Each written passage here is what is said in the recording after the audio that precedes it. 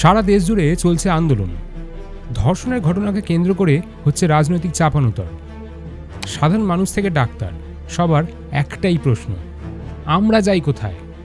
সত্যিই তো, সাধারণ মানুষের স্বাস্থ্য ব্যবস্থার দায়িত্ব ডাক্তারদের ওপর থাকে, কিন্তু ডাক্তারদের জীবনের দায়িত্ব কাদের নেওয়া উচিত? প্রশাসন। এবার সেই প্রশাসনের অধীনে কর্মরত একজন সিভিক ভলেন্টিয়ার যদি এমন ঘটনা ঘটায় তখন কি করা উচিত? তখন প্রশ্ন তোলা উচিত যে প্রশাসন কি করছে, আর এটা আদেও সেই সিভিক ভলেন্টিয়ারই শুধু দায়ী, নাকি একটা গোটা সাজানো ঘটনা এটা? এইসব করে কাউকে বাঁচানোর চেষ্টা চলছে না তো? অনেক প্রশ্ন উঠছে এই নিয়ে, তবে উত্তর এখনও পাওয়া যায়নি। আমি ভেবেছিলাম আরজি করের বিষয়টা নিয়ে এক্ষুনি আর কোনো ভিডিও করব না, আর তার উপর লাফালাফি থেকে এই বিষয় নিয়ে ভিডিও করাটাও ঠিক কিনা জানি না, কিন্তু যখন দেখছি একটু একটু করে পুরো বিষয়টাকে একটা সিনেমা প্লটে পরিণত করা হচ্ছে, তখন আর চুপ করে থাকা যায় না বস। প্রশ্ন উঠবেই, কারণ মানুষ এতটাও বোকা নয়। ভারতীয় আইন অনুযায়ী আমি মেয়েটির নাম বলতে পারবো না। টিভি সোশ্যাল মিডিয়াতে নাম দেওয়া হয়েছে তিলোত্তমা, তবে তার একটাই পরিচয়, সে আমাদের বোন। আমরা প্রত্যেকবারই দেখি যে কোনো ঘটনা ঘটলে আদালতে ট্রায়াল হওয়ার আগেই মিডিয়া ট্রায়াল সম্পূর্ণ হয়ে যায়। বিভিন্ন বিষয় নিয়ে কথা হচ্ছে এখন, মিছিল মিটিং সবই হবে, কিন্তু সবথেকে গুরুত্বপূর্ণ প্রশ্ন তিনখানা। এই ঘটনাটা ঘটল কিভাবে? এর পেছনে কে বা কারা দায়ী?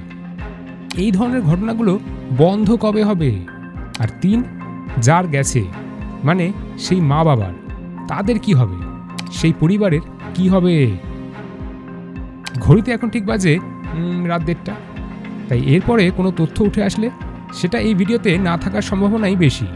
তবু চেষ্টা করব এডিটের সময় সেটাও জুড়ে দেওয়ার। যাই হোক, প্রথমে আসি ঘটনাটা কিভাবে হলো, মানে স্ক্রিপ্ট অনুযায়ী এখনও পর্যন্ত যা যা জানা যাচ্ছে।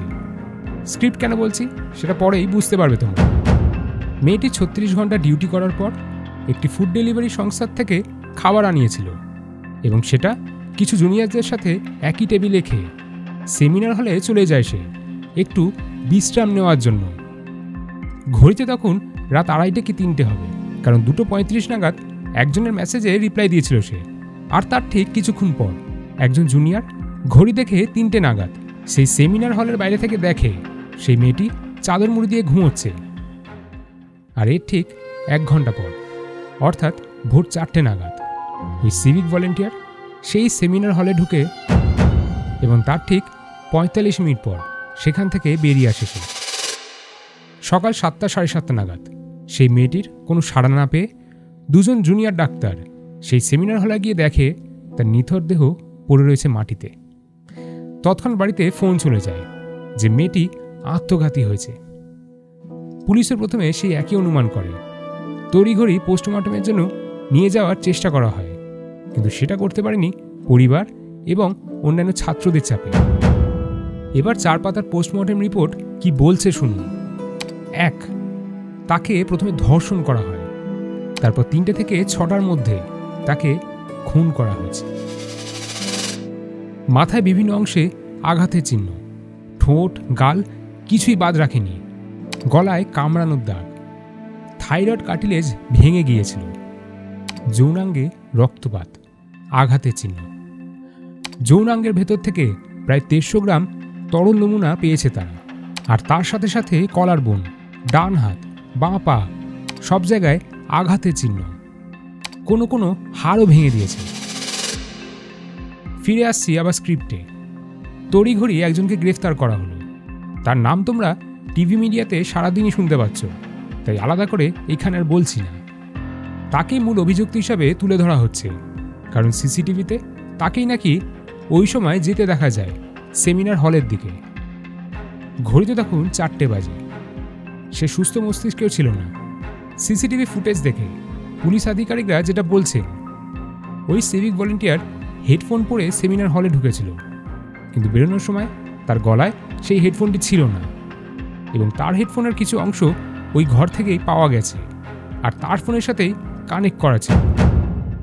4:30 নাগাদ সেই সিভিক ভলেন্টিয়ার হাসপাতাল থেকে বেরিয়ে যায় এবং নিজের ঘরে ফিরে জামা টামা ধুয়ে ফেলে যাতে কোনো প্রমাণ না থাকে, কিন্তু তার জুতোতে রক্তের স্যাম্পেল পাওয়া গেছে। এখন ডিএনএ টেস্ট এবং তার সাথে সাথে আরও অনেক জিজ্ঞাসাবাদ চলছে। অনেকজনকেই তদন্তের জন্য ডাকাও হয়েছে। যাই হোক, ফিরে আসি আবার বাস্তবে। এবার যে প্রশ্নগুলো ডাক্তাররা তুলেছে, 150 গ্রাম তরলের নমুনা প্রথমেই বলে দিচ্ছে যেটা একজনের কাজ নয়, একাধিক ব্যক্তি উপস্থিত ছিল সেই মুহূর্তে। তাহলে এদের কেন সামনে আনা হচ্ছে না? কেন বারবার বলা হচ্ছে যে শুধু একজনই দায়ী? পোস্টমর্টেম শেষ হতে না হতেই পুলিশ কেন সেই মেয়েটির মৃতদেহ তড়িঘড়ি সৎকার করে দেয়? সেখানে নাকি পাড়া প্রতিবেশী, সহকর্মী, বন্ধুবান্ধব কাউকেই সেভাবে ঢুকতে দেয়নি পুলিশ। এটা কেন করা হলো? তাহলে কি কাউকে বাঁচানোর চেষ্টা করা হচ্ছে? যেই ব্যক্তি পরিবারকে ফোন করে প্রথমে বলেছিল যেটা আত্মঘাতীর ঘটনা, তাকে কেন সামনে আনা হচ্ছে না? সেও তো নিশ্চয়ই একজন ডাক্তার, তাই না? সিভিক ভলেন্টিয়ার বহিরাগত থাকা সত্ত্বেও কোন পুলিশ কর্মীর বাইক নিয়ে ঘুরে বেড়াতো সে? তাকে হাসপাতালে ওই সময় কারা এবং কেন ঢুকতে দিয়েছিল? তাদেরকে কেন সামনে আনা হচ্ছে না? তাদেরকে কেন জিজ্ঞাসাবাদ করা হচ্ছে না? যেই অধ্যক্ষকে নিয়ে এত বিতর্ক হচ্ছে, সে পদত্যাগপত্র জমা করার পরেও তাকে কেন অন্য হাসপাতালে বদলি করা হলো, যেখানে ছাত্ররা তাকে একদমই পছন্দ করছে না? হাসপাতালে পর্যাপ্ত পরিমাণে নিরাপত্তার ব্যবস্থা নেই। তার দায়িত্বে যিনি আছেন তাকে কেন সামনে আনা হচ্ছে না? এই ঘটনায় কেন তাকে জিজ্ঞাসাবাদ করা হচ্ছে না? ফুড ডেলিভারি সংস্থার হয়ে যে খাবার দিতে এসেছিল তাকে জিজ্ঞাসাবাদ করা হচ্ছে, এবং তার সাথে সাথে সেই জুনিয়র ডাক্তারদের যার সাথে সেই মেয়েটি ডিনার করেছিল তাদেরকেও জিজ্ঞাসাবাদ করা হচ্ছে। কিন্তু এখানেও প্রশ্ন শেষ হচ্ছে না। একটা ভাইরাল অডিও ক্লিপ অনুযায়ী অনেক গুরুত্বপূর্ণ তথ্য উঠে আসছে, সেই দিকটাও কেন তদন্তে আনা হচ্ছে না? এই গোটা ঘটনাটাকে কেন ডিজিটাল রিক্রিয়েশন করা হচ্ছে না? প্রশ্ন এসেই চলেছে, কিন্তু এর উত্তর পাওয়া যাবে কিনা সেটা জানা নেই। সাথে সাথে এই প্রশ্নটাও ওঠে যে এই ধরনের ঘটনাগুলো কবে বন্ধ হবে? সত্যি বলতে এই নিয়ে আমি ইতিমধ্যে একটা ভিডিও করেছি, লাফালাফিতে পেয়ে যাবে সেটা, পারলে সেটা দেখে নিও তোমরা। আর সবশেষে আসে সেই পরিবারের কথা। যেই পরিবার তার নিজের মেয়েকে হারালো, তাদের কি হবে? যার যায় তার তো যায় বলুন। এই মুহূর্তে আমরা মিছিল, মিটিং, মোমবাতি, সোশ্যাল মিডিয়াতে হাজারটা পোস্ট করছি, আমি দেখুন এখন ভিডিও করছি, কিন্তু সেই সব মা বাবা, পরিবারের লোকেদের ওপর দিয়ে যা যাচ্ছে সেটা শুধু তারাই জানে। জানি না এর শেষ কবে দেখব আমরা। বানতলা, ধানতলা, হাতরাস, নির্ভয়া, মেদিনীপুরের ডেবরা, রানাঘাট, উত্তর দিনাজপুর, এই ঘটনার লিস্ট শেষ হবে না, প্রত্যেক বছর হয়েই চলেছে। তবে সব খবর নিউজ হেডলাইন্স হয় না আর, তাই অনেকেই জানতে পারি না। কিন্তু এগুলো এবার বন্ধ হওয়া উচিত। এবার জনতার গর্জন সত্যি তোলা উচিত, আর সেটা কোনো রং দেখে নয়, আর কোনো নেতামন্ত্রীকে দেখে ভয় পেয়ে নয়। আওয়াজ তুলুন, এটাই সময়। আর সবশেষে একটাই কথা বলবো, কানাঘুষো শুনতে পাচ্ছি যে ক্ষমতাশীল ব্যক্তির কেউ একজন এই ঘটনার সাথে জড়িয়ে আছে। আশা করি সেটা সঠিক নয়, তবে মহামান্য আদালত এবং প্রশাসনের কাছে একটাই আবেদন, এদেরকে প্লিজ ছেড়ে দেবেন না।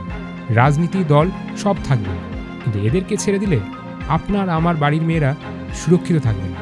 কারণ মাথায় রাখবেন, আপনার বাড়িতেও বোন, দিদি, বউ এবং মাও থাকে। ধন্যবাদ।